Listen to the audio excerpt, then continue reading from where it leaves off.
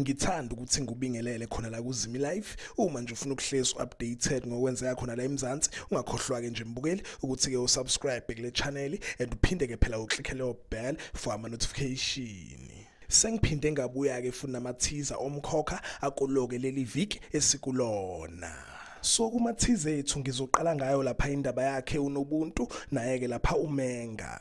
So kuma teaser kuvela ukuthi ke amaphoyisa azobe phansi phezulu efunana noMenga naye ke lapha uNobuntu.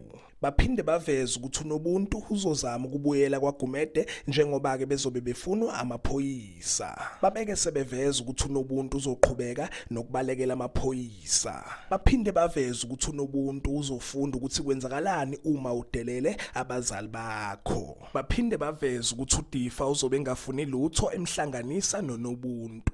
Babeke sebeveza ukuthi uGabisile uzoba ke nezindaba engezinhle for umndeni wakwaGumede ezobe zithi ke uNobuntu useboshiwe.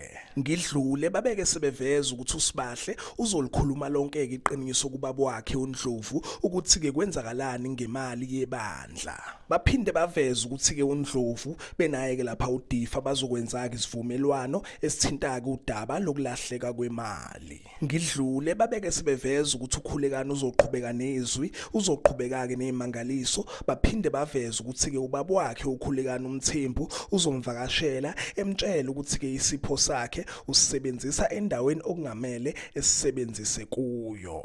Aphela lapha ke mbukela amathize ethu akuloke leli viki. Ngiyophinda ke futhi ngibuye namanye. Uyazi ke mina ngihlezi ngikhona for wena. Ngicela ke nje mbukela uthi ungakhohlwa ukulike and usubscribe. Ake ngithi ke nje danke ngiyazi bongela.